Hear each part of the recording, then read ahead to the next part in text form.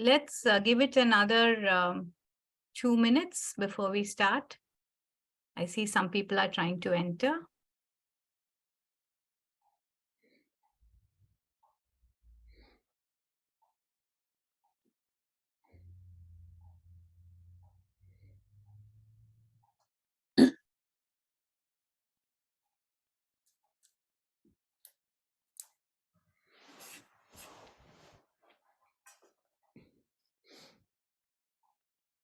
Hi, Rupa. Hello, good to see you all.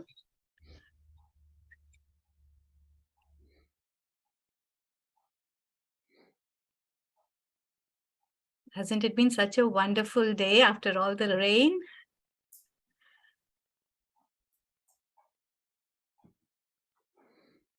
Just beautiful, yes. We needed this sunshine. Yes.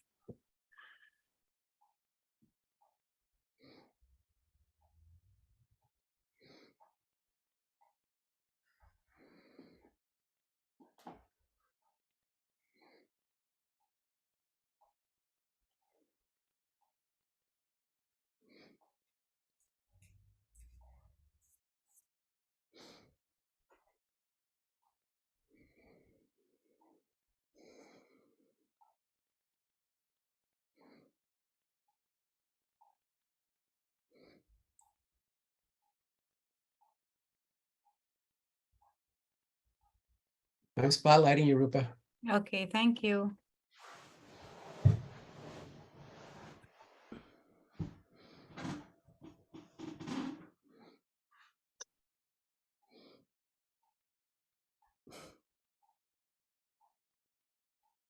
Okay, let's start. Good evening, everyone. It is so wonderful to have you all with us today. And today's genre is fables and myths.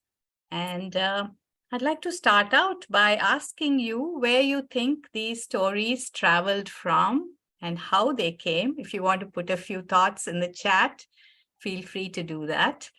I know from very ancient times, fables and myths have traveled with pilgrims and traders and scholars, taking on local flavors wherever they landed. And I see that in the stories from the ancient Sanskrit fables of the Panchatantra. I see the same motifs in the Aesop's fables, and these have been told in different languages with a twist here and there. Yes, stories travel and transform, adapting to the local audiences and culture.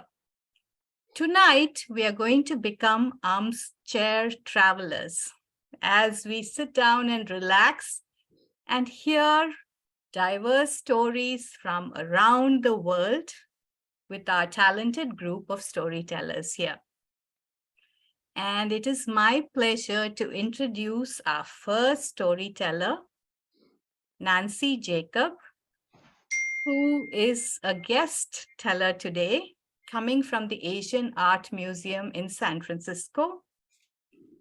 And she's been telling stories there now for 4 years, mostly to school groups, leaving the kids enthralled and wide-eyed. And she says that her favorite hero was the giant Lamassu, the Assyrian bull, who you can find at the Metropolitan Museum. This is a strong and beautiful ancestor. Yes, you've guessed it.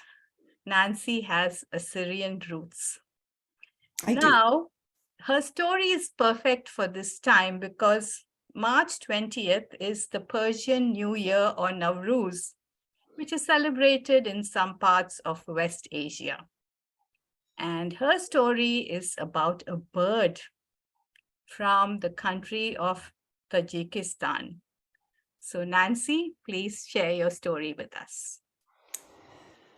Many, many, many years ago in Tajikistan, which is close to Iraq and Iran and those countries in the West Asia, there lived a very old man who was a fisherman. And he and his wife lived in a small house. They didn't have very much, and he went fishing every single day of his life. And if he caught a little fish, he and his wife would have dinner. And if he caught a bigger fish, his wife would cut it up and they would have dinner, but he would also sell some of it in the marketplace so he could buy some rice or some vegetables to eat along with the fish. And that's what they did. They didn't have very much money, none, and they didn't have very many things. They just lived in a very small little hut. One day, after years and years of fishing at the river, he was sitting there with his line in the river, and all of a sudden he felt something close by and looked up. And there was a beautiful, beautiful bird in the tree right above him. And this bird was huge and with a wingspan that was very long. And the bird looked down at the fisherman and said, "Fisherman, what are you doing?" And he was so surprised.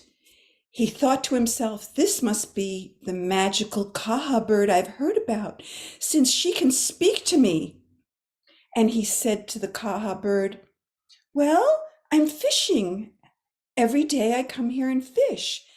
And the Kaha said to him, "Yes, I've seen you here very often, but you don't catch very much."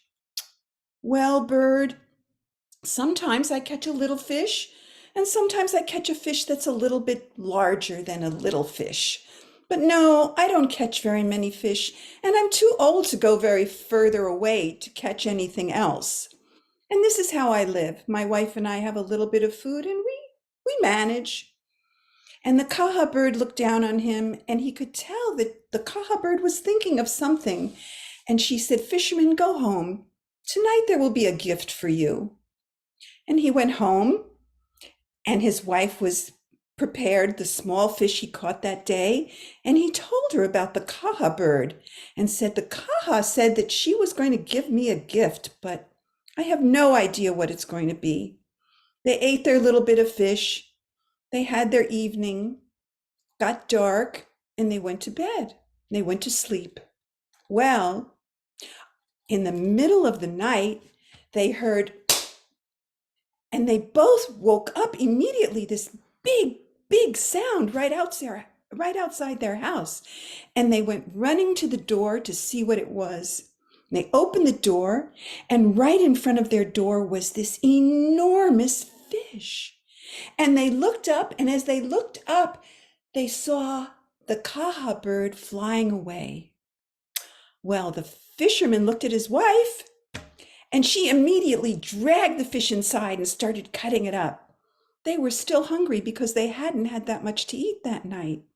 And first, she cooked it all up, and they had a wonderful, wonderful in the middle of the night dinner, and they were just hadn't had that much to eat in years.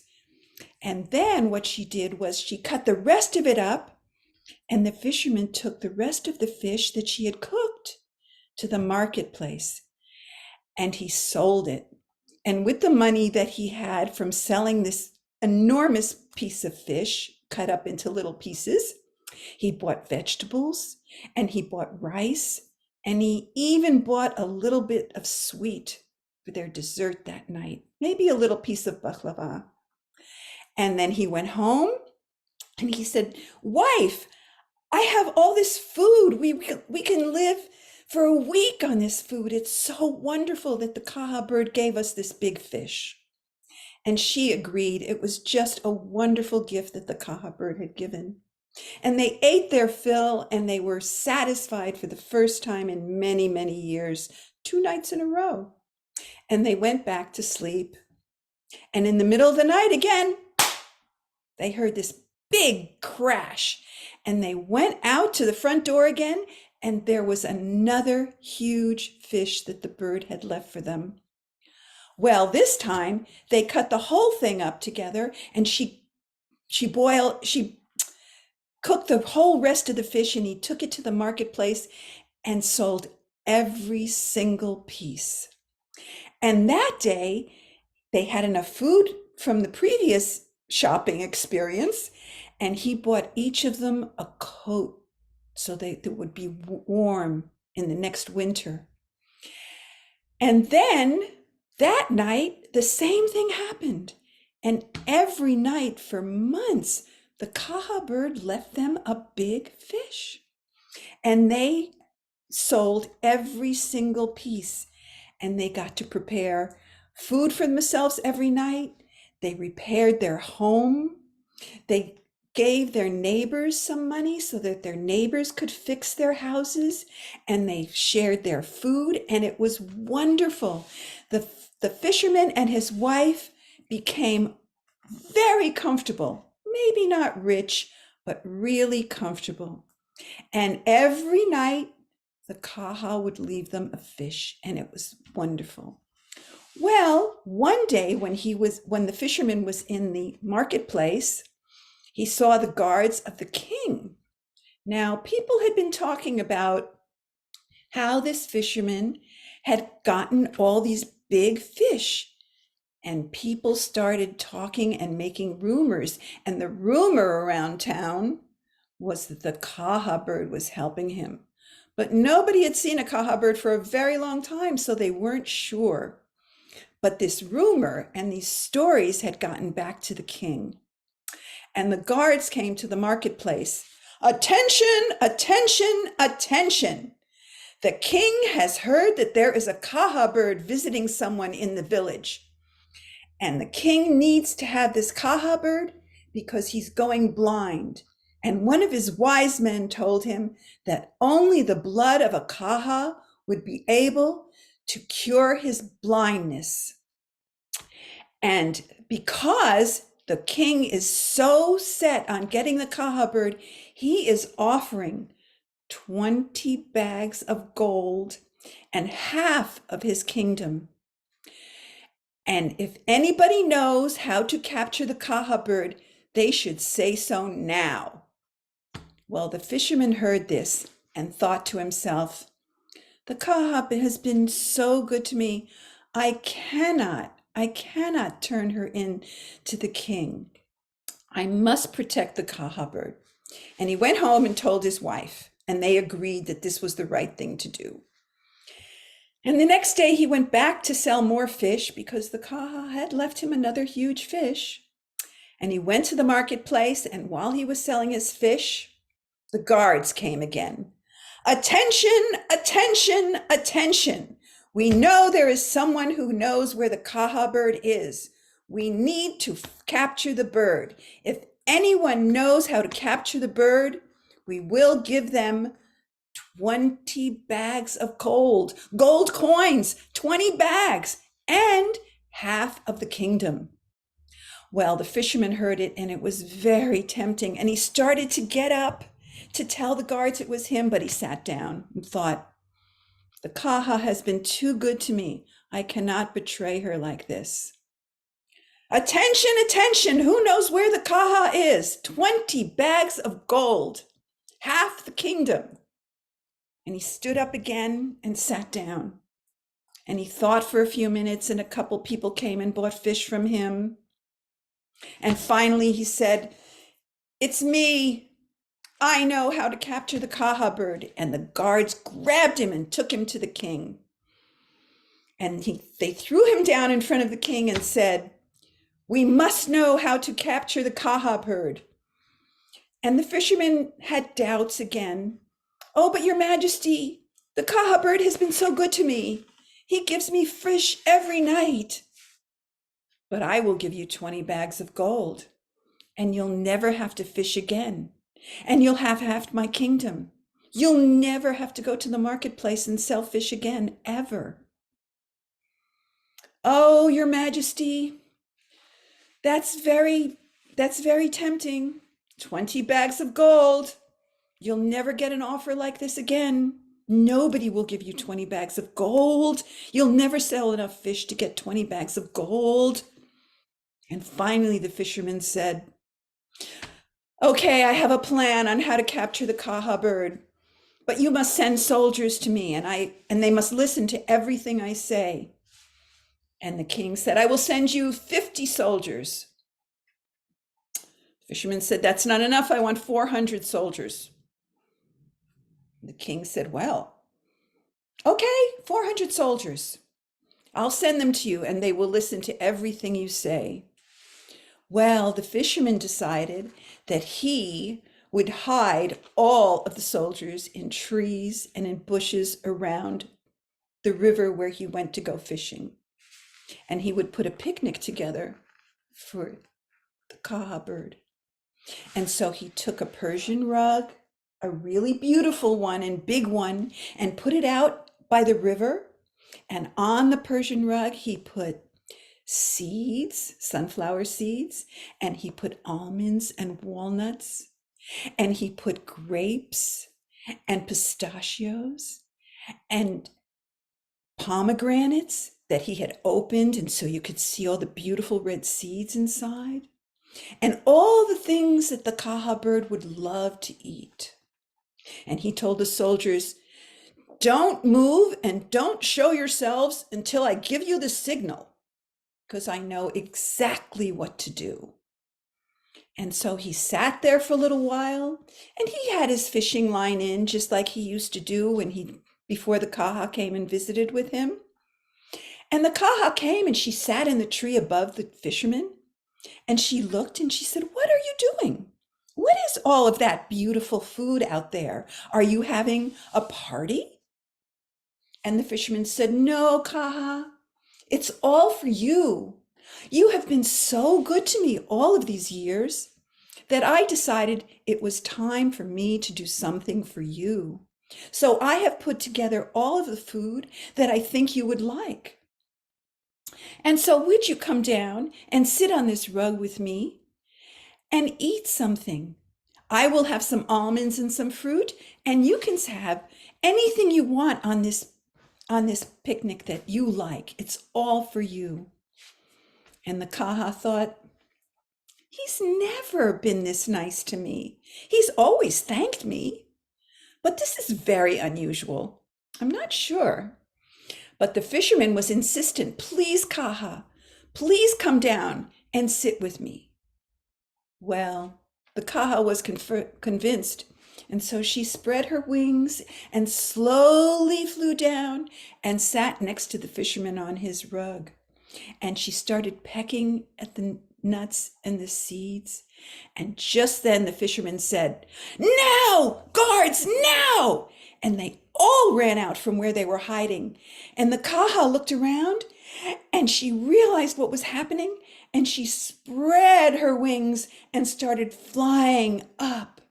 And just as she was doing that, the fisherman ran over and grabbed her by her legs. He thought of those 20 bags of gold, and he was not going to let her go. And she kept flying up, and she was so strong that the fisherman came up off the ground. And the soldiers were so frightened that they went and grabbed the fisherman. One of them grabbed the fisherman by his legs. And the kaha bird kept going up and up. And the second soldier came and grabbed the first soldier by his legs. And the kaha kept going up and up. And the third soldier came and grabbed the second soldier's legs. And the fourth soldier grabbed the third soldier's legs. And the fifth soldier grabbed the fourth soldier's legs, until the kaha bird was all the way up in the heavens, and 400 soldiers were hanging from her. And it was a sight that nobody could ever imagine. And the fisherman looked at the kaha bird, and then he looked down and he realized how high he was, and he let go. And the fisherman and 400 soldiers fell down to the ground in a big crash, and the kaha flew away. And the soldiers were ruined and hurt and broken, and the fisherman was on the bottom of this huge pile of soldiers, so nobody ever found him again. And the kaha bird flew away, and nobody ever saw her again, because she had been betrayed. And that's the story of why We don't ever see kaha birds again. They're gone.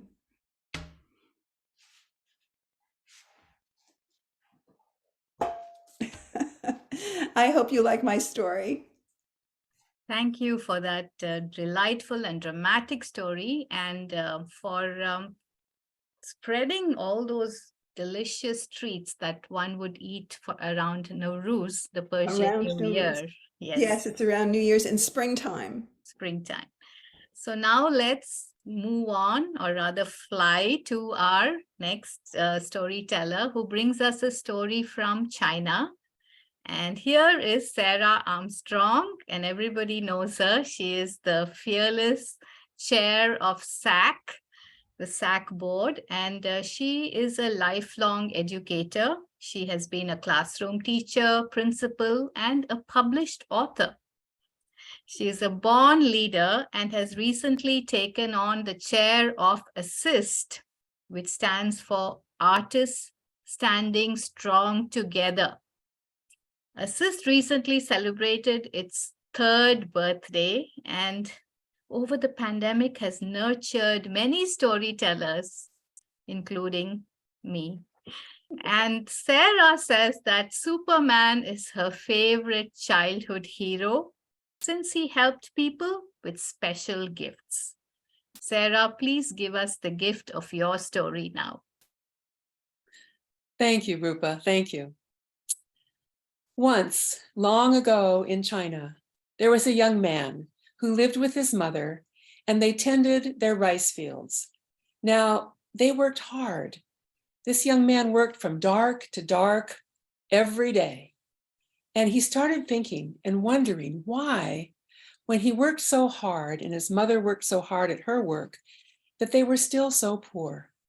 So he decided that he wanted to go and talk to the Buddha and ask the Buddha this question: why, when we work so hard, are we still so poor?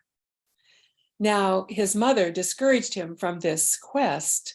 She knew it would be a long way, probably dangerous, and not a good thing to do, an easy thing to do.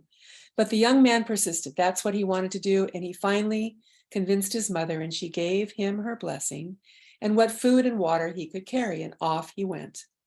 Well, he walked for a long time, and he came to a place by the road where there was an orchard that looked very healthy and wonderful, except for the one tree that was beside the house, in which there was an old man who tended the orchard. Well, the old man saw the young man and said, come, have some tea with me. Tell me who you are and what you're about. And the young man was delighted to accept the invitation and went into the house. And as they sat for tea, the young man said, I'm going to see the Buddha to ask him why, when we work so hard, we are so poor. Good question, said the old man. Would you ask a question for me? Would you ask the Buddha why, when my orchard is so healthy, all of them except the one tree that's by my house, why is that not thriving? The young man agreed. The old man sent him on his way with his best wishes. Well, the young man walked for a long time. And then there was another house by the side of the road. In front of this house, there was an old woman sweeping the porch. And she saw the young man and said, come have tea with me. Tell me who you are and what you're about. Well, again, the young man was very pleased to accept the invitation and went into the house with her and sat and told her he was on his way to see the Buddha to ask the question, why are we so poor when we work so hard? Good question, she said. Would you ask one for me? Would you ask the Buddha why my daughter doesn't speak? Certainly, said the young man, and he thanked the old woman, and off he went to continue his quest. Well, he walked a long time. It was a year and a day, and then he came to an abyss. It was a huge abyss, too far across to make it. When he looked down, it was a long way down to the bottom. There was a raging river at the bottom and rocks. He sat down, discouraged, thinking, perhaps this is as far as I will be able to go. But a dragon came up from the abyss, a dragon with a huge pearl right in the center of its forehead, and said, who are you and what are you about? Well, the young man told his story one more time. I'm on my way to see the Buddha to ask a question why we are so poor when we work so hard all the time. Well, the dragon said, I have a question. Would you ask for me? Of course, but I can't go any farther. The dragon said, come on my back. I will take you across, and then I will tell you my question. Well, the dragon turned around, and the young man found some places he could hold on to the scales and closed his eyes, but the dragon took him very gently across and set him down on the other side of the abyss. Now the dragon said, would you ask the Buddha why, when I have been here doing what I'm supposed to do for so many years, why I cannot ascend to heaven? I certainly will, said the young man, and off he went. And in the distance was Buddha's home. In fact, it was indeed, and out came one of Buddha's assistants to meet the young man and ask him who he was and what he was about. Well, the young man told him, and the assistant brought the young man into the presence of the Buddha. The young man bowed, looked at Buddha, who said, I know why you're here. I will answer 3 questions. Please choose wisely. Well, the young man thought for not very long, and then whispered the 3 questions into the Buddha's ear. The Buddha nodded and gave him the answers. The young man bowed and left the presence of the Buddha to continue his journey home. Well, he got to the abyss and the dragon came up. Did you ask my question? Yes, and if you will take me across, I will tell you the answer. Well, the dragon turned around and the young man found those scales again and climbed on, and gently the dragon took him across and set him down. What was the answer? The young man said, Buddha said, if you take that pearl out of your forehead, you will be able to ascend. Well, immediately the dragon took one of his claws and flipped that pearl out, and it flew up into the air, as did the dragon. He flew up and he said, keep the pearl. And the young man caught it and put it in his pocket. Well, he started to continue on his journey. He came to the house of that woman, and she saw him and invited him in and asked, did you get a chance to ask my question? I did. And before he could say what the answer was, the young woman came from another room and said, who is that? Her astonished mother looked at her and said, do you like him? She said, I do. And she looked at the young man, who was looking at the young woman with admiration. At about the same time, after the mother said, why have you never spoken? The young woman and the young man said, because there was never something really important for me to say. Well, the young man stayed with the young woman. The family all got to know each other, and the 2 people fell in love, and they were married. And the woman's mother gave her her blessing and urged them to go on their way. Well, they walked again for a long time and came to that house with that scraggly tree in front of the orchard. The old man was there, said, did you ask my question? Indeed, said the young man. Buddha said, there's something in the roots. If you dig down and get it out of the way, then water and nutrients can flow to that tree and it will flourish. The old man said, oh, that's wonderful. Would you help me dig? The young man said, of course. So both of them had their shovels and they dug not too long until one of the shovels hit something hard and then the other one did. Well, they scraped away the soil and they picked up a big heavy box and put it to the side. And if you can believe it, water started coming immediately, and you could almost see that tree taking in the nutrients and spreading, and the branches starting to grow, and buds and flowers and fruit starting to form. Well, when the old man opened that box, it was full of gold and silver. Well, the old man insisted that the young couple take a heavy bag full to finish their journey in thanks for the help that was given. Well, the young couple took the bag and they headed home and came to the house of the young man and his mother, and there she was sitting on the front steps.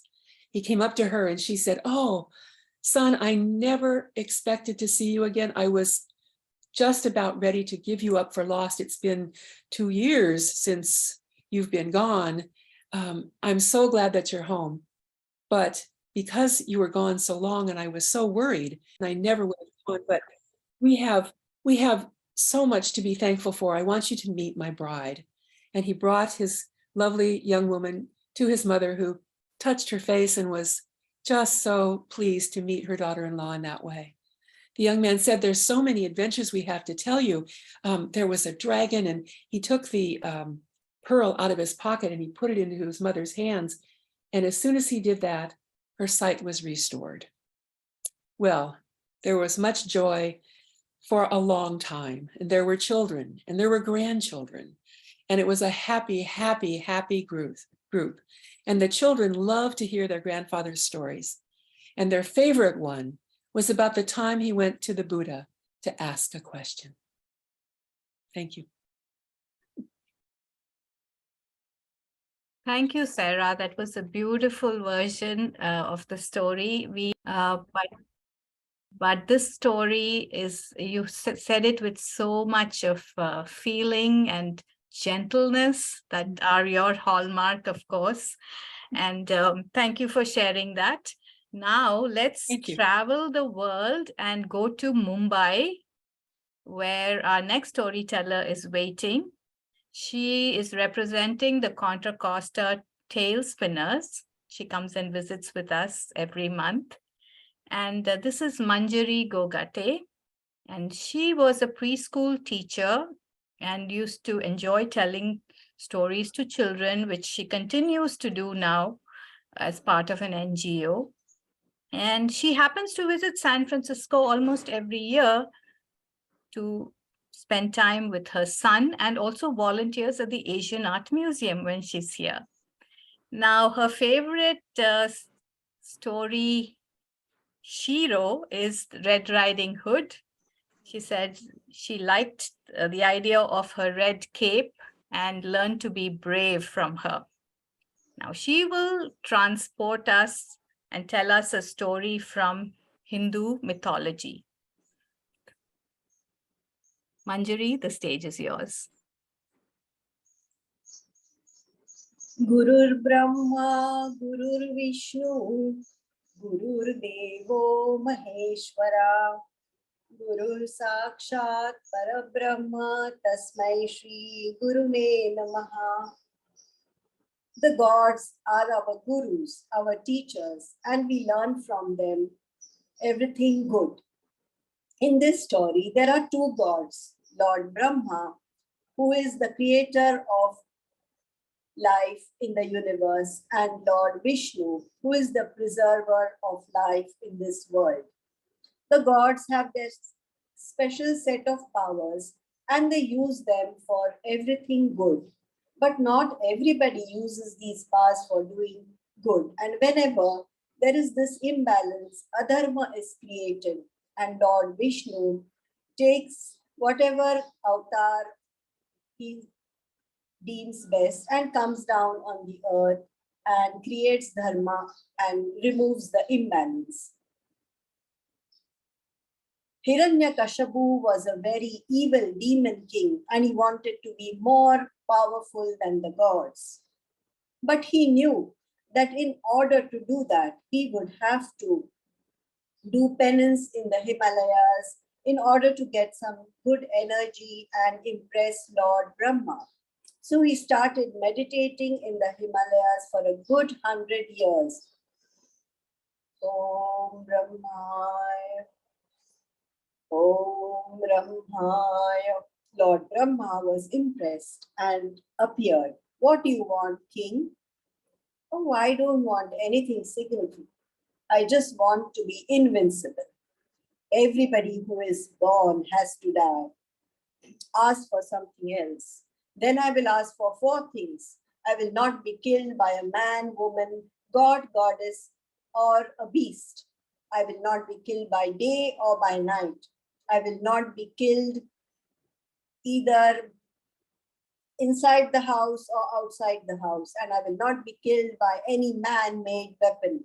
Granted. Ha! The demon king was jubilant. And he thought, now I will be more powerful than the gods. And then began a reign of terror in his kingdom. He told his courtiers to bow before him and told him he was their god. And he also told them that whatever he said had to be followed. If he said this food was bad, then they would have to throw it even though it was good. Soon his wife Kayadu gave birth to a baby boy, Prahlad, and things began to change. Prahlad, when he was in his mother's womb, in sage Narada's ashram, where she sought shelter when her husband was doing penance in the Himalayas, had imbibed all the spiritual uh, teachings of the gods and believed that Lord Vishnu was the preserver of all life. He would tell everybody, Lord Vishnu is the preserver of all life, and you must pray to him. Hiranyakashipu was very disturbed by this, and he called his demon teachers and told them, teach the boy treachery, trickery, and dominance. So they took him, but soon got him back. O king, he does not listen to us. He keeps saying, Vishnu, Vishnu. Vishnu is the preserver of all life.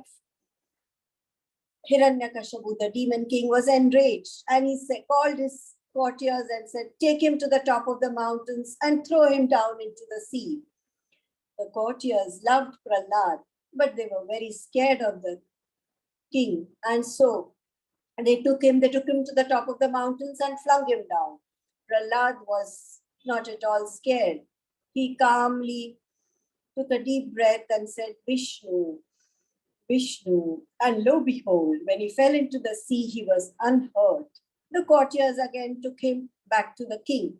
The king called his sister Holika and told her to take Prahlad and sit in the fire which the courtiers had lit. Holika had been given a boon by which she was unhurt by the fire and could not get burned. And she asked her brother, are you sure you want to do this, brother? He is after all your son. And I can see that he's protected by Lord Vishnu. Yes, yes, take him. He does not obey me and he does not consider me his God. So Holika took him and sat in the fire. As the fire burned down, lo behold, Holika had been burned to a crisp, and Prahlad sat there cross-legged.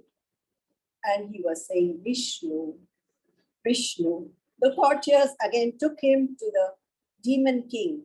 The demon king was hurt that his sister had been killed. And he asked Prahlad, how is it that you get saved each time? Oh, Father, you are the king and you are powerful, but you are no match for Lord Vishnu. He is there everywhere. He is the preserver of life. Vishnu, where is this Vishnu? Vishnu is everywhere. He is there in the mountains, he is there in the sea, and he is also there in the pillar behind you. In the pillar behind me? And so saying, he removed his mace and he advanced towards the pillar.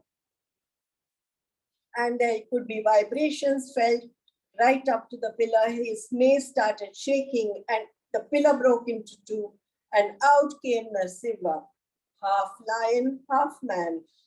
So he was neither man, nor was he beast, nor was he God. He took Hiranyakashipu, went to the threshold where it was neither in the house nor outside, and the sun was setting, so it was neither day nor was it night, and he killed him with his claws. So he did not die by a man-made weapon. Thus came the end of an evil demon king, Hiranyakashipu. Prahlad, who was watching from the side, knew that this was his Lord Vishnu, and he had come to save him. And Prahlad lived on.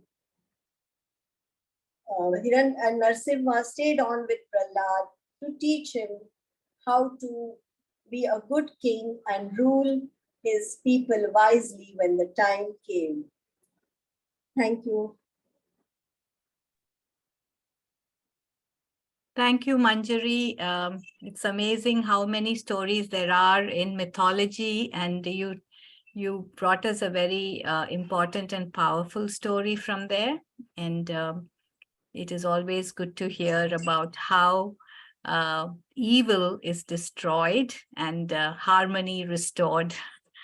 So now let's move on to our next storyteller, Ron Chick, who comes from the Inland Valley Storytellers. And Ron used to be a special ed teacher. And when he retired, he went on to storytelling. And knowing that there is no retirement in storytelling, we could tell stories forever. And he continues to entrance his audiences with his stories, linking people together. And he believes that these links can be very strong and last forever. Ron's favorite hero was Batman. And guess why? Not because he was flying all over, but because back in the day, he used his brains more than anything else. Now, Ron will transport us to Scotland and tell us a Scottish silky tale. Thank you, Ron. Well, happy to be here. Okay. This story is called Katie of the Seals. Catherine Mary was the oldest of 4 children and had the privilege that day of staying up at their cabin on the cliff sides to stir the pot over the course of the day and add some ingredients at specific times, stages, and get to play her own things and pay her attention to her own projects over the course of the day, while the rest of the family was down in town selling things and buying things at market day. The weather was okay, cold, of course, but it always was on Sky Island. And they were doing okay, but she thought, oh, I don't have any. And suddenly the wind changed. If you live next to the sea, the direction and the flowing of the wind is very important. She instantly went to the door and opened and looked out. And suddenly what had been a grayish sky was filled with black clouds. And a great wind was blowing around and about. She went back inside and pulled the pot off the fire and built the fire up a little for herself, so that the house would be warm when the family came back. But as she was sitting there trying to figure out how to keep things cooking, the sound of hoofbeats came up the trail from town. Very few people had horses in those days that they could ride. And the hoofbeats came up and stopped right in front of her house. And there was a knock at the door. She opened the door and there was a very tall man with strange gray, soft hair. And he said, "Your father is in trouble, Katie. Will you help him?" Well, of course, she said, "Of course, yes." He motioned her toward him, grabbed her hand, and swung her up on top of the largest horse she had ever seen.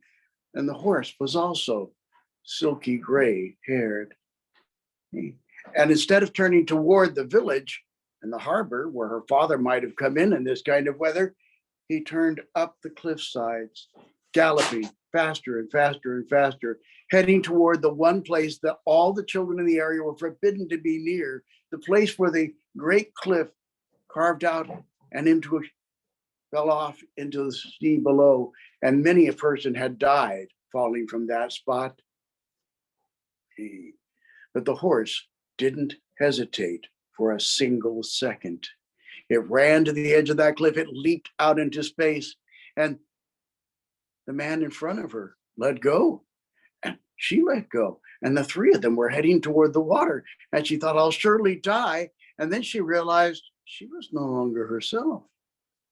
She was now covered in beautiful gray, silky fur, and her arms were now fins, and took a breath and went into the water.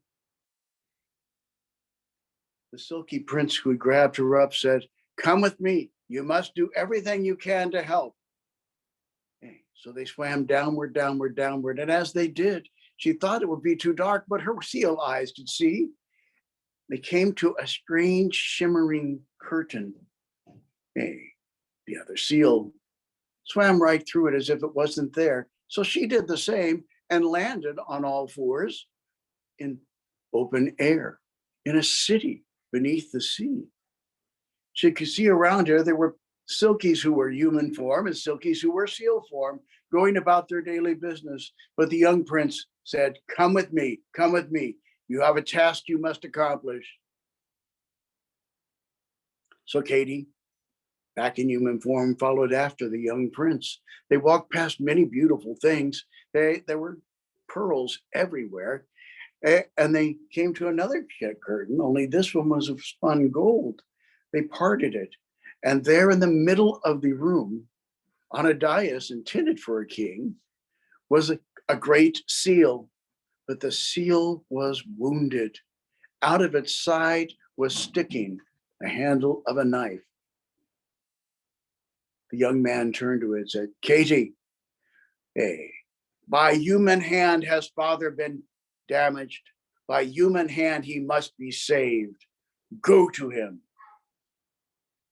She had no medical craft, but she went forward and looked at the pain-faced eyes of the seal in front of her and reached down and touched the knife. And as she did, she felt as if 1,000 knives were cutting her, but she did not let go. She did not let go. She pulled and pulled and pulled, but she hadn't the strength to get the blade out. So she said to the others, help me, someone help me. I cannot do this alone.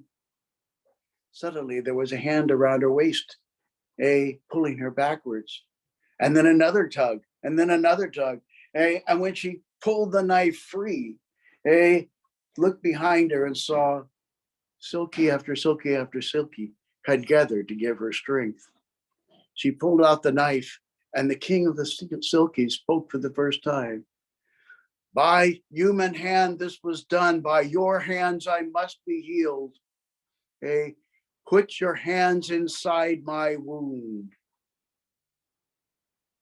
It was bloody and ugly, but she did as she was told, and as she thrust her hands in, waves of icy cold pain went through her, but she didn't let go. She pushed her hands still further, and finally they came together a long ways into the great seal, and the blood began to cease flowing.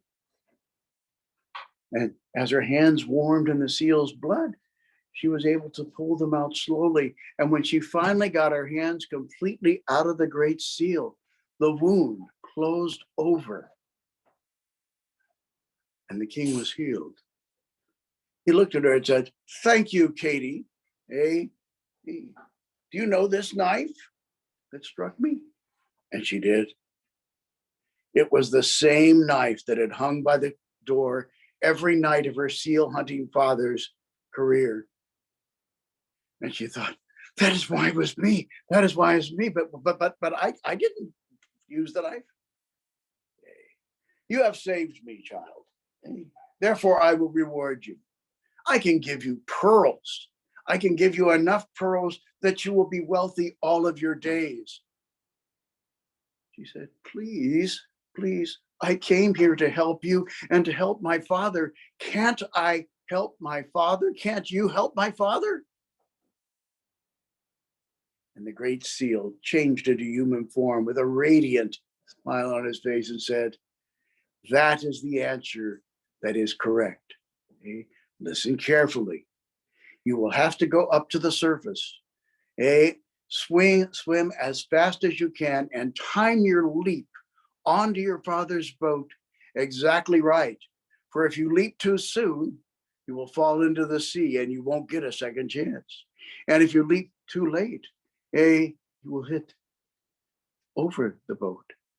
You must time your leap perfectly and have courage.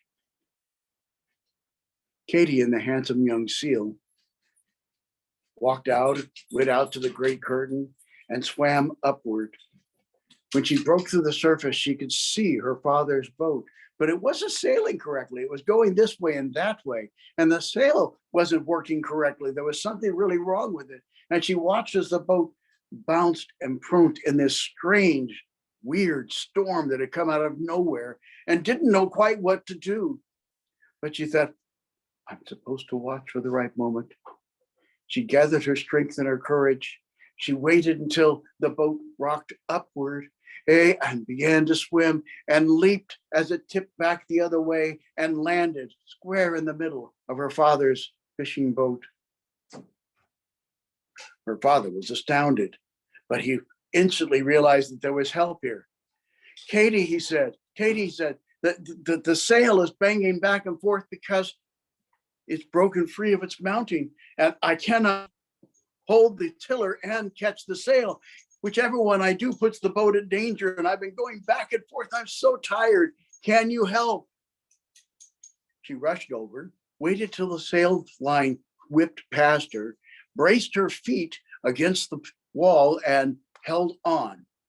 And as she did, the sail went taut just enough to give the boat some power. And her father said, okay, we're going to run with the storm. I don't know how far it will take us, and we'll fix the boat when the storm has passed. For quite some time, the two of them struggled against the waves and the winds, but eventually the storm calmed. Her father made a hasty repair, and they were able to turn the boat back towards shore. It was well past dark when they finally reached their own harbor, but they found the whole village watching out to sea. As they sailed into the harbor, people cheered and carried on. And they all said, we thought we had lost you. We thought you were both gone forever. We have never seen a storm like this. We do not know what happened. Her father looked at Katie, and Katie said, we mustn't tell anyone about the Silkies, about their kingdom, about their helping us, about your mistakes. We can't tell anyone about that. We'll have to make up some other story. So when they finally got the boat ashore and got off and were wrapped in warm blankets, her father said, it's astounding. People I had never seen before sailed up to me on a boat much nicer than mine, and Katie was aboard. And they sailed right out to me, and they tossed her across the boat rail to me. And without Katie's help, I would have been drowned for sure. Would probably have never been seen again. But we've had a thrilling day, and we are very tired. We'll do something tomorrow. And they went back home. Well, once she was home, she told her mother and brothers and sisters and dad all the things that had happened. And she looked to where the knife was now hanging by the door. And as she did, her father said, I do not know how we will live if I do not hunt seals, but I will never risk striking a Silkie again. That was exactly what Katie was going to ask him to say. So they went on with their lives. He took up fishing, and even when other boatsmen had nothing to sell that day, somehow he always had a fish or two at the least at the end of his trips. Katie grew, as children do, and she fell in love with and married the fish merchant. And the years went by, and always they had great luck. Their things sold well, people respected them, their lives were full and happy. And to this day, no one in the village except the descendants of Katie know this tale, because Katie knows that the world we live in and see is but one of possibilities. And there are other realms and other powers and other magics in God's universe. Katie of the Seals, a legend out of Scotland.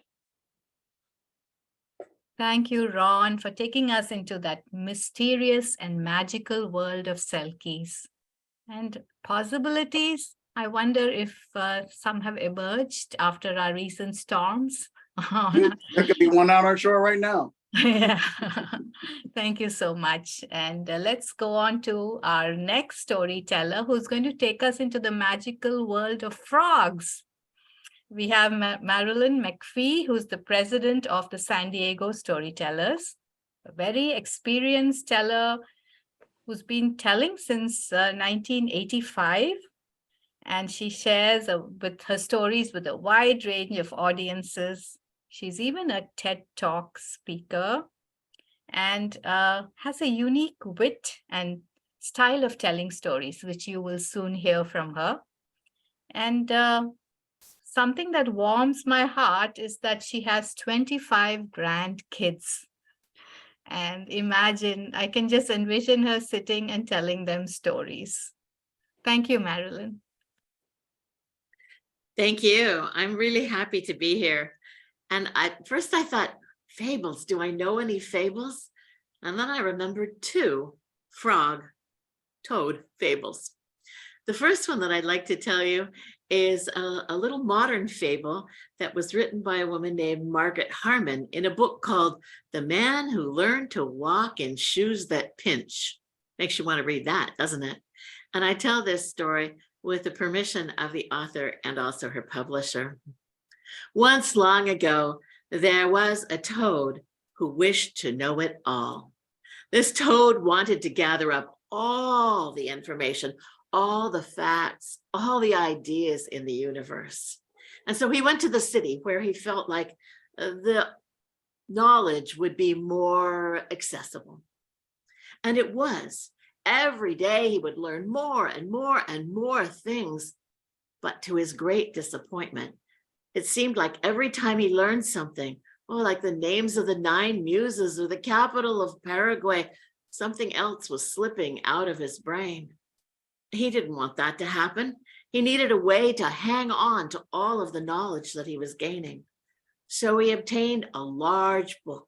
And every time he learned something, he would write it in the book of everything, the book of all knowledge. And because he anticipated that he would be getting a lot of knowledge that needed to be written down, the book was large and heavy. But he wanted to keep it with him all the time because he wanted that knowledge to be accessible all the time, whenever he needed it. And so he took the book clutched close to his heart.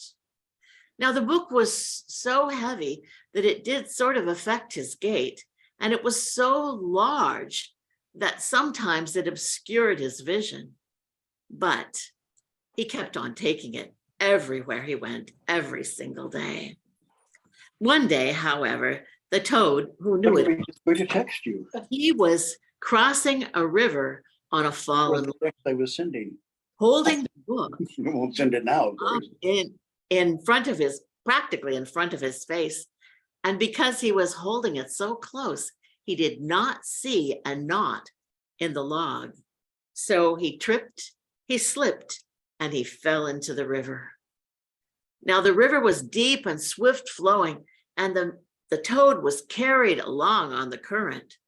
He could probably have saved himself if he'd used both hands to get to the bank, but he was unwilling to let go of the book of everything, keeping it clutched close to his heart. And so he and the book were swept along by the river, and they tumbled head over binding, head over binding, head over binding, head over binding, until finally the book of everything became waterlogged, and the book and the toad sank, and the toad drowned. Yes, he croaked.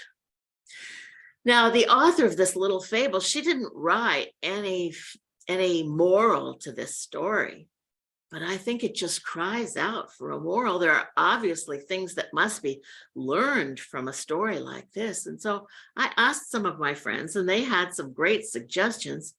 One of my friends, a former kindergarten teacher, said, "Oh, whenever I have something that is of paper and it's very important, I make sure to laminate it."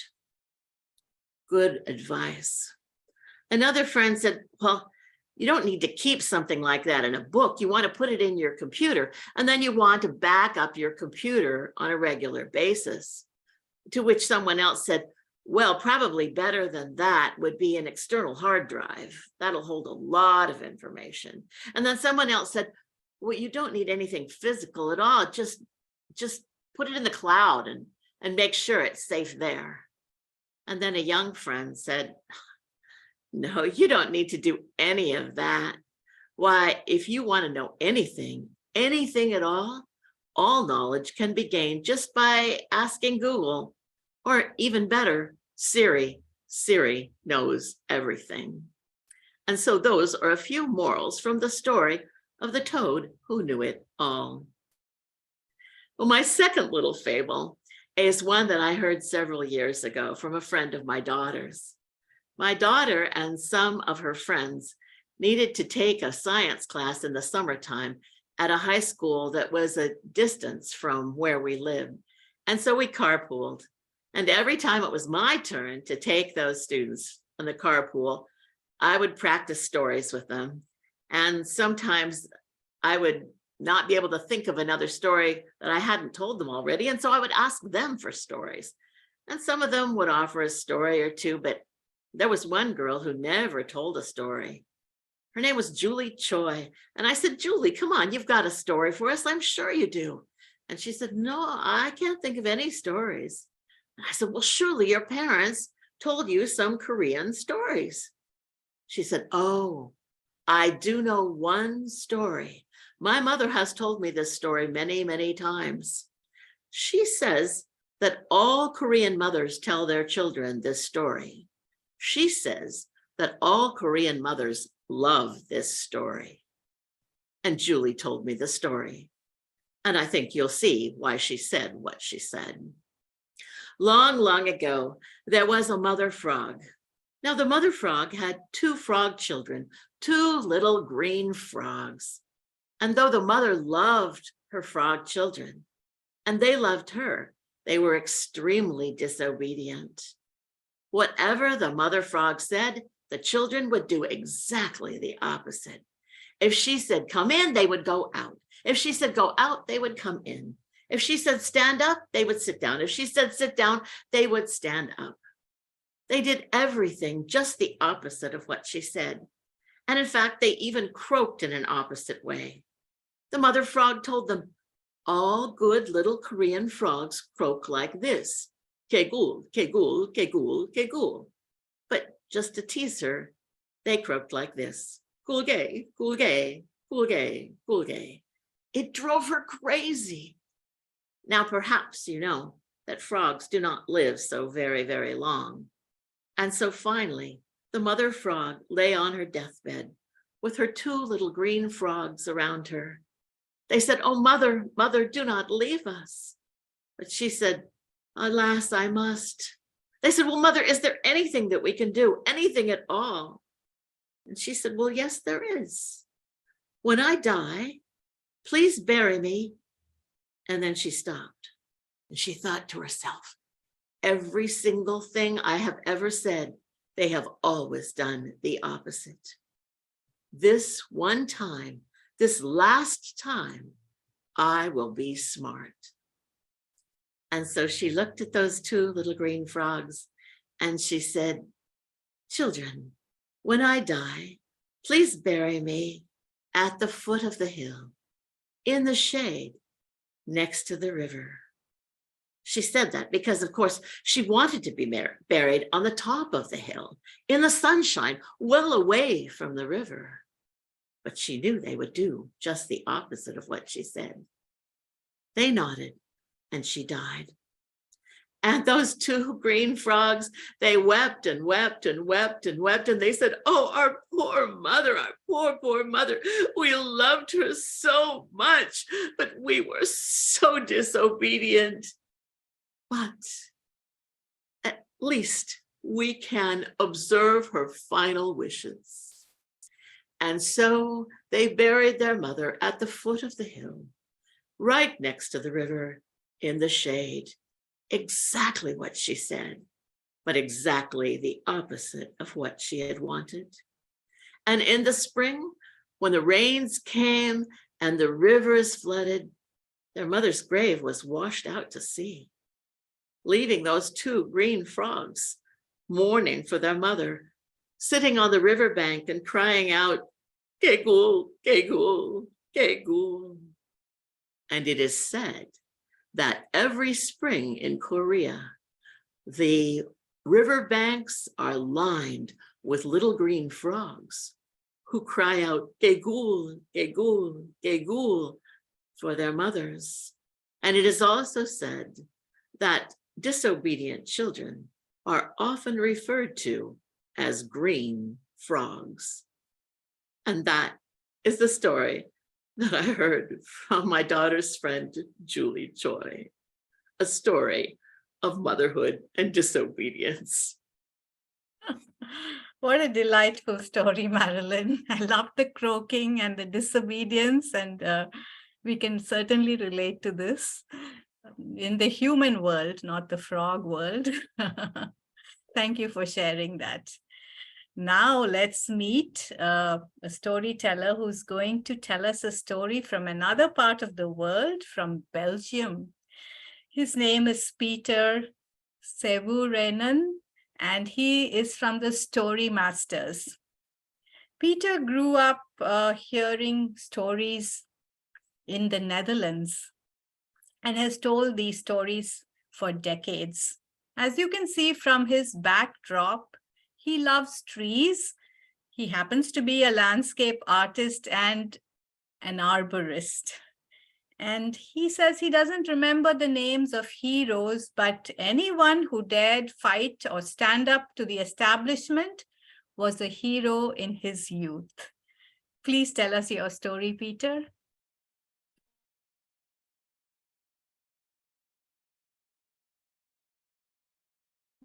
Okay. People have selective memories. You can talk to people and they adore one ancestor and another one they want nothing to do with, as if they could do something about either one. And it's strange, but that's the way it works. If you go to Belgium, and specifically to the city of Antwerp, you notice a beautiful city, over 1 million population, lots of ancient buildings. And you ask the people from Antwerp to tell you about their museums. They gladly do so, and their history. But if you ask them, how come you have such a strange name for the city, then you notice they start hemming and hawing and clamming up. And you have to dig a little deeper to find out exactly what's going on. And then I should tell you a little bit more about the people in that area.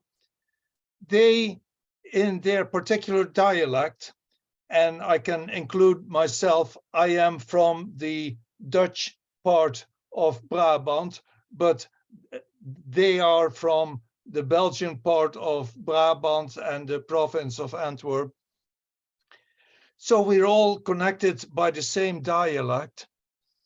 And in their particular dialect, they don't pronounce the first letter of any word that starts with an H.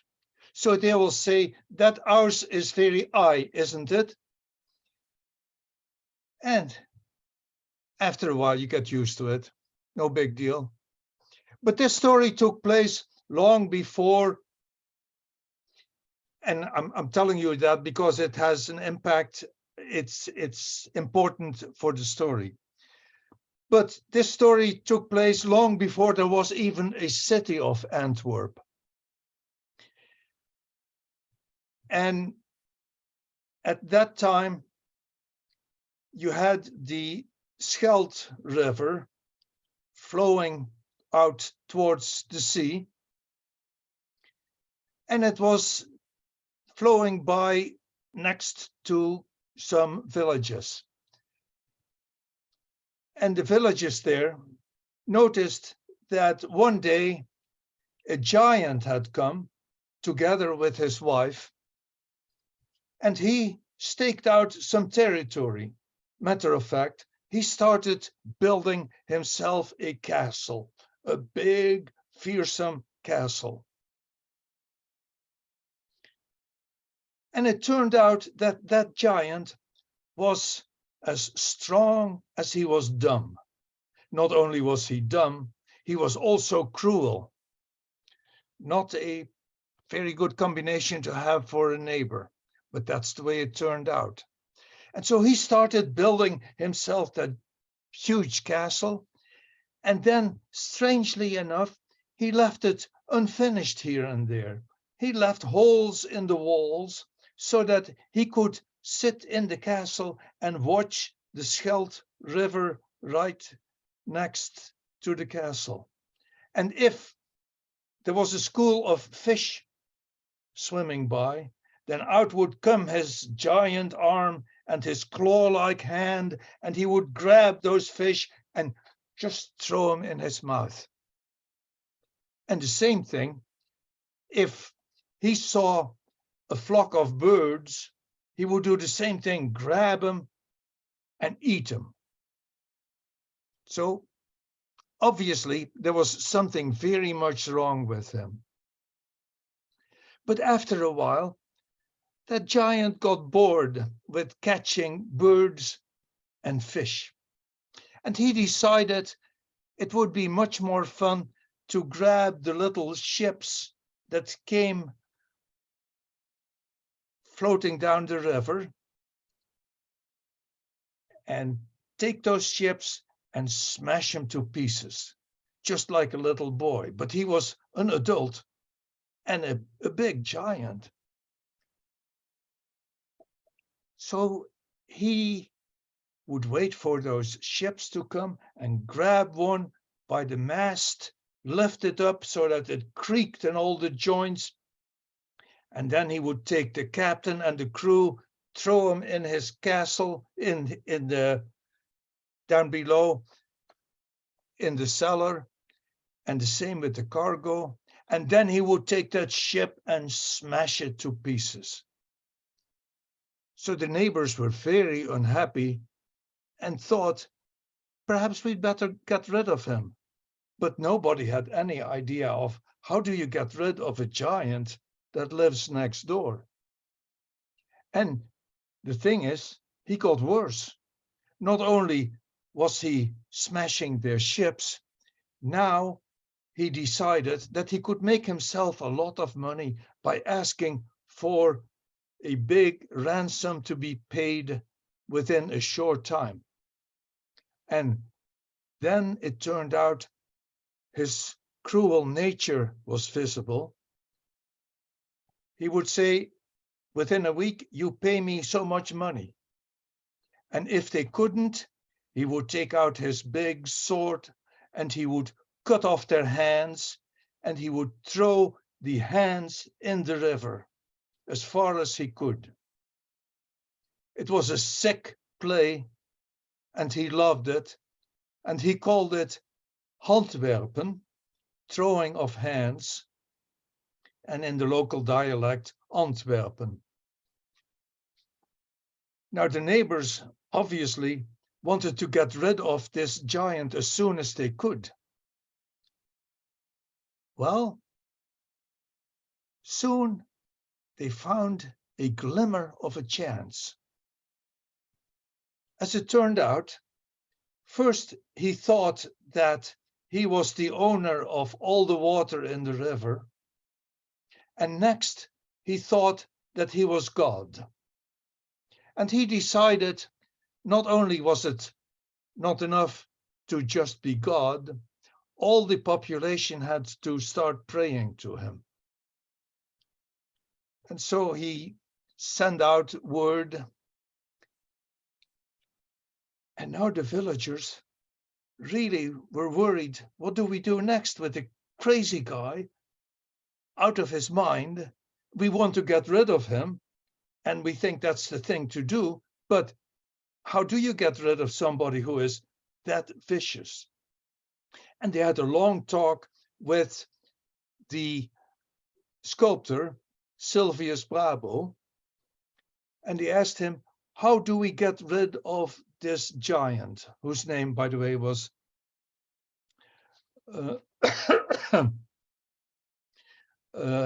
he was the the giant there in charge.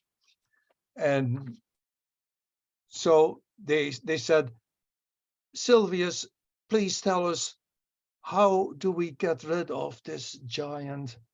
What do we do? And Silvius said, I don't know yet, but I will promise you, I will get rid of this giant before the sculpting is over. That I promise you. And then, since the giant said, I now want giant sculptures of my wife and myself to be made and put in the church so that the whole village, everybody can start praying to us because we are God, then he was invited to come to sit and pose for the sculpting. And while he was sculpting, Silvius Brabo noticed there was something interesting going on. If he looked at the giant and his wife, they became uncomfortable. They closed their eyes, and pretty soon they would start dozing off and snoring. And he thought, that's it. And now, every day, he started sharpening his chisel, making sure that it was as sharp as he could get. And he practiced throwing that chisel while he was sculpting the giant and his wife. And after quite some time, he was finished, almost finished. And the giant was sitting there, snoring, and then slowly waking up one day, still half asleep. And the giant saw his mirror image. He saw two giants in front of him. And in his half asleep stage, he thought they were real. And a fury got hold of him. He wanted to get rid of those giants in front of him. And when he was preparing for that, that was the moment that Silvius Brabo, the sculptor, had waited for.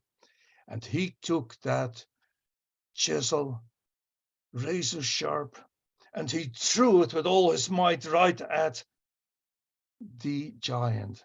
And it hit him in his head, and the giant fell down, and falling down, took his wife with him and fell down in the river below. And now all the villagers were overjoyed that they had gotten rid of this horrible pair of people, and now they could finally enjoy life again. And so they overloaded the sculptor with honors and money and presents, and they made him mayor of the city. And Silvius said, I enjoy what you're doing to me, and I think it's important that we keep the memory of these people alive so that we know what went on before.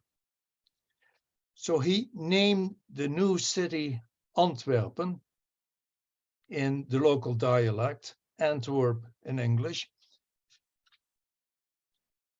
And you would think that that's the end of the story, but not quite.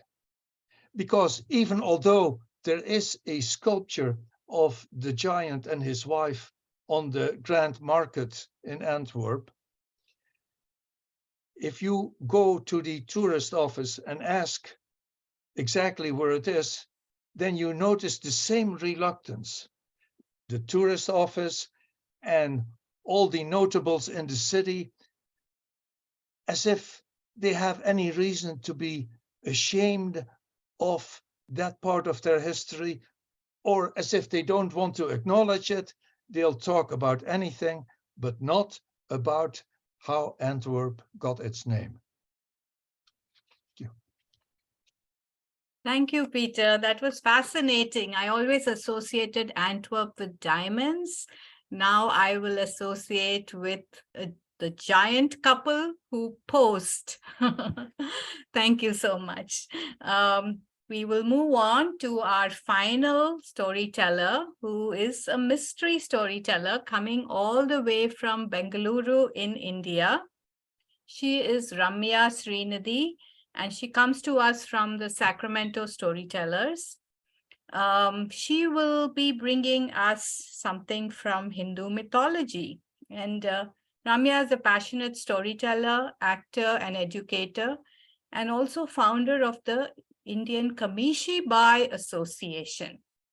Ramya says that her favorite character or hero is the Hanuman, the monkey god, because her mother told her that Hanuman will always help her get rid of her troubles and that she needed to honor him. Now on to Ramya. Is my audio clear? Am I audible? Perfect.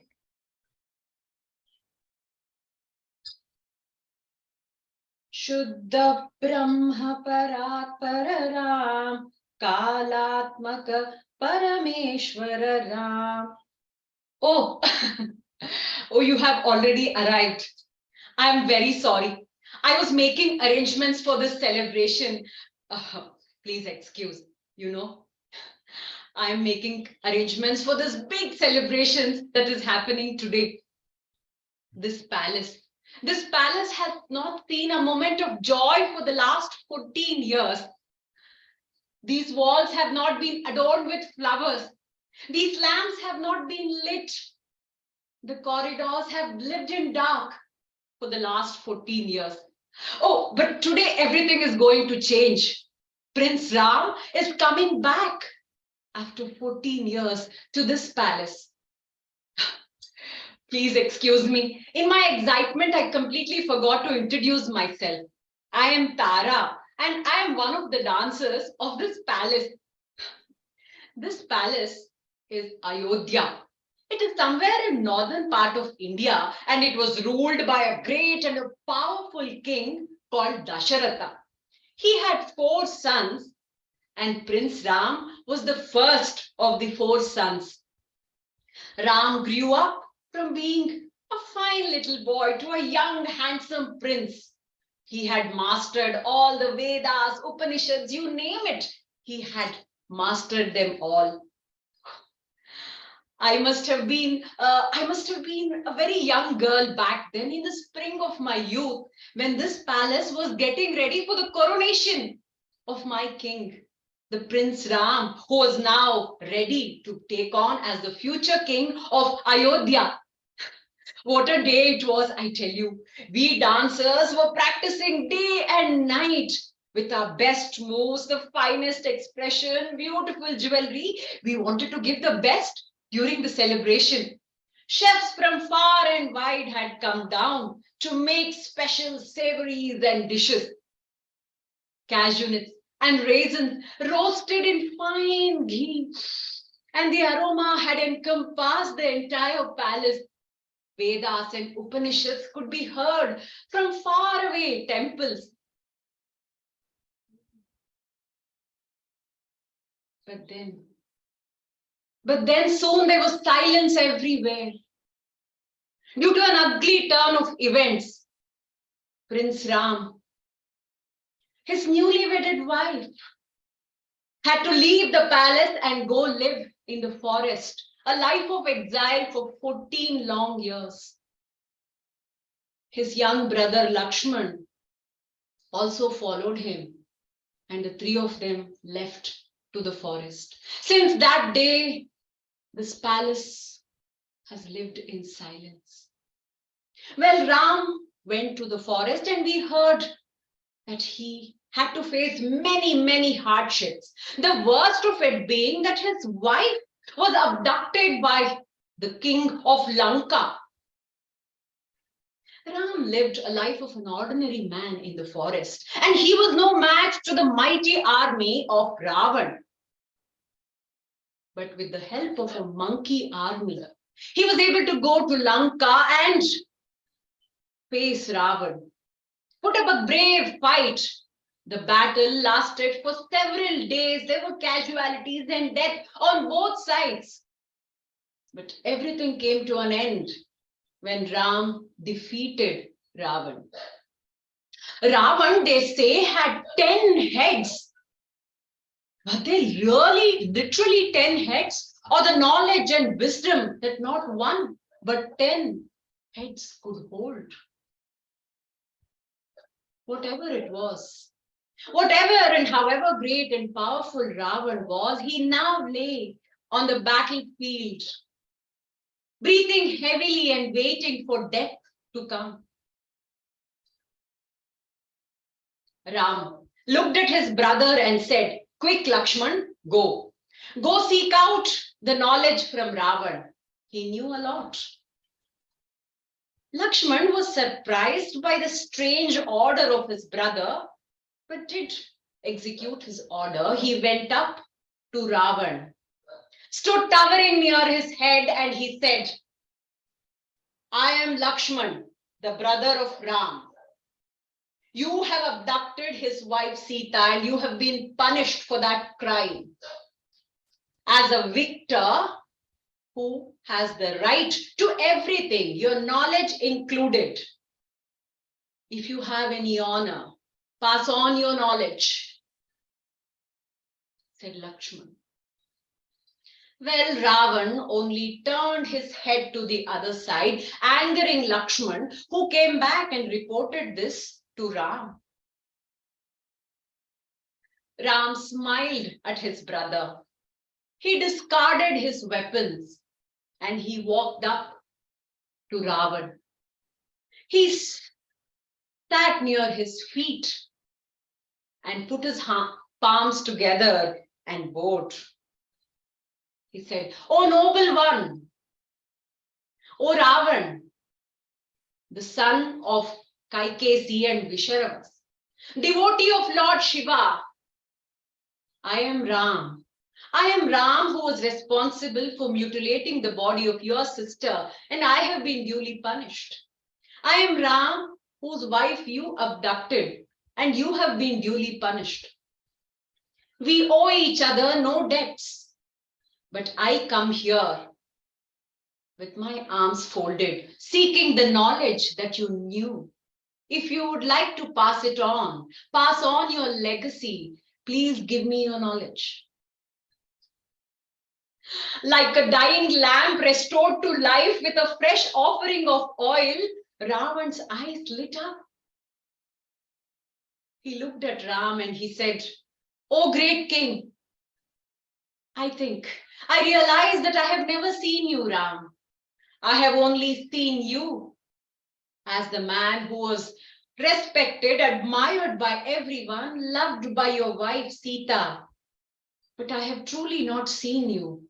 And only today, only now that I see you, Ram." So saying, he willingly gave away all his knowledge to Ram. They say that it is not how you treat your friends that speak of your true personality. It is how you treat your enemies that speak of who you truly are. How do you treat your enemies? Well, we heard several stories of Ram during his stay in the forest, but this story has put him on a divine pedestal for me. And now 14 days of his exile and hardship are over, and he is coming. He's coming with his wife and Lakshman to the palace of Ayodhya. And we have lit up lamps all through the way, leading him to this palace. Oh, looks like the chariot is almost approaching the palace. I have to take leave of you now. I still have several preparations to make, but do stay back for the celebrations. Shuddha Brahma Parat Pararam Kalatmaka Parameshwara Ram. Thank you. Thank you so much, Ramya. It was beautiful how you integrated classical dance into your performance today. And your costume and your decorations were beautiful. And you lit the ceremonial lamp, which made it extra special. So on that note, I would like to conclude by saying it has been a fascinating evening, learning about so many different cultures and traditions around myths and fables, and to hear this very diverse group of storytellers share with us and enthrall us. And now let's meet all the storytellers. And if you have questions for them, please let us know. And also they can tell you about their upcoming events and share information about themselves.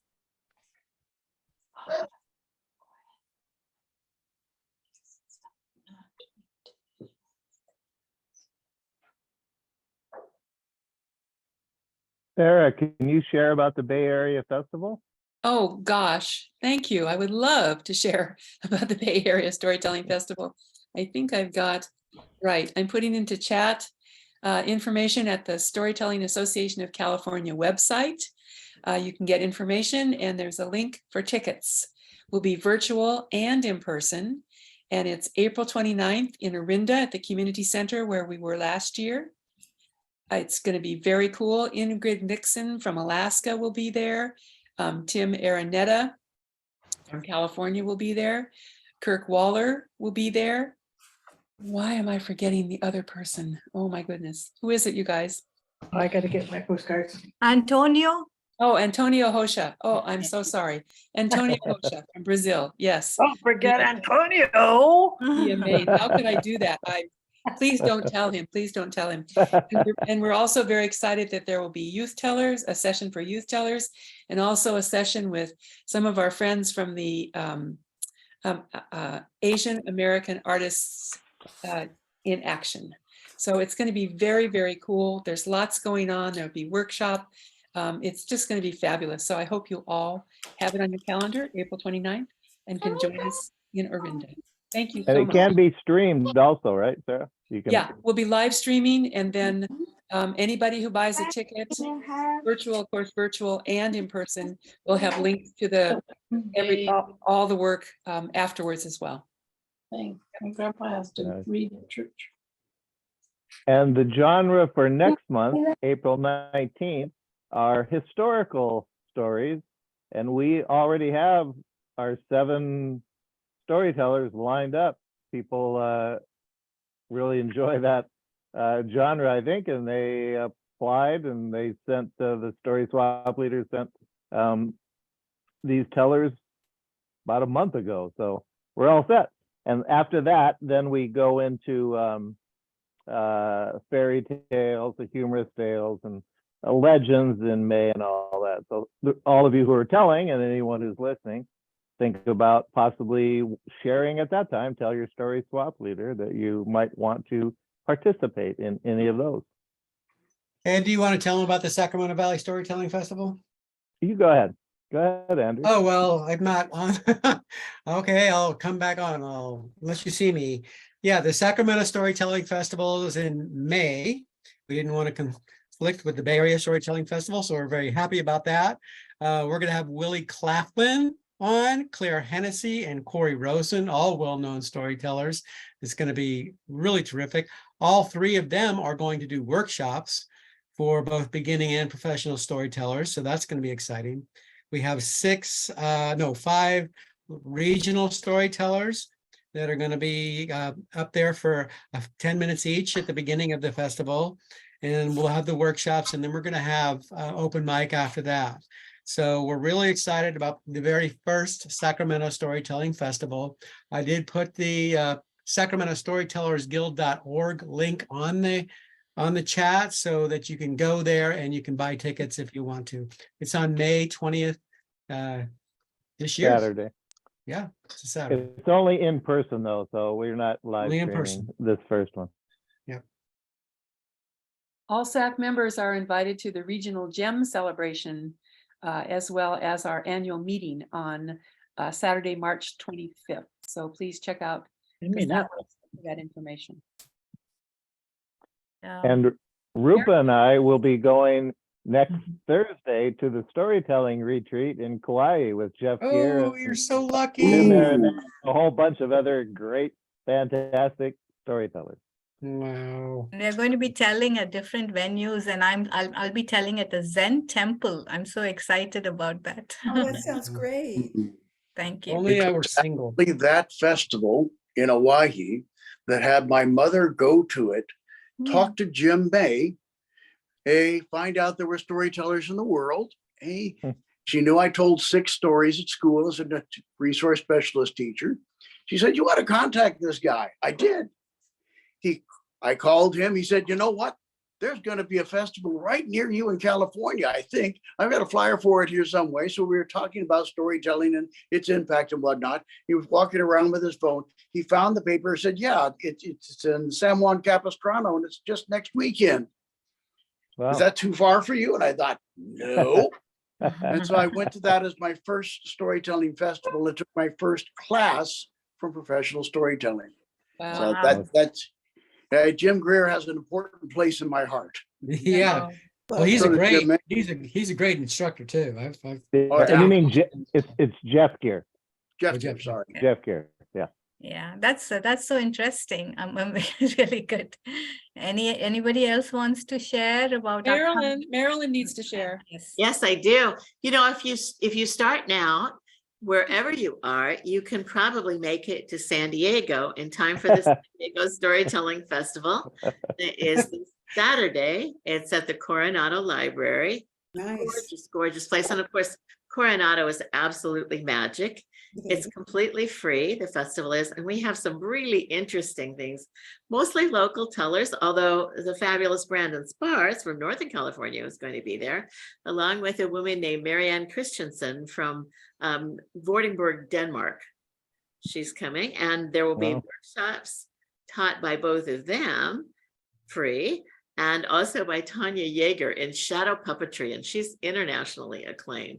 And we have some really interesting things that I think are pretty unique to our festival. Well, we always have some art on stage, and so this year it's a basket weaver who is going to be making a basket on stage while we tell stories about baskets and weaving. And we'll have veterans, and we always have a community group that we spotlight. And this year it is the East Indian group who will have 5 storytellers in authentic garb from their different regions telling stories from India that we have heard so many of those today. And so I'm looking forward to hearing more of those. It's going to be a great day. 10 to 6, Coronado, California, all free, all day. Beautiful place. Yeah. How about Ramya? Is anything happening where you're at with storytelling? Yeah, we have a lot of events happening. Things have opened up here also. I think the biggest where all of you also participate was the Chennai Storytelling Festival that was there. But locally, yes, we do have a lot of events coming up. And Bangalore Storytelling Society recently had a wonderful meetup. We were doing celebrating the World Storytelling Day.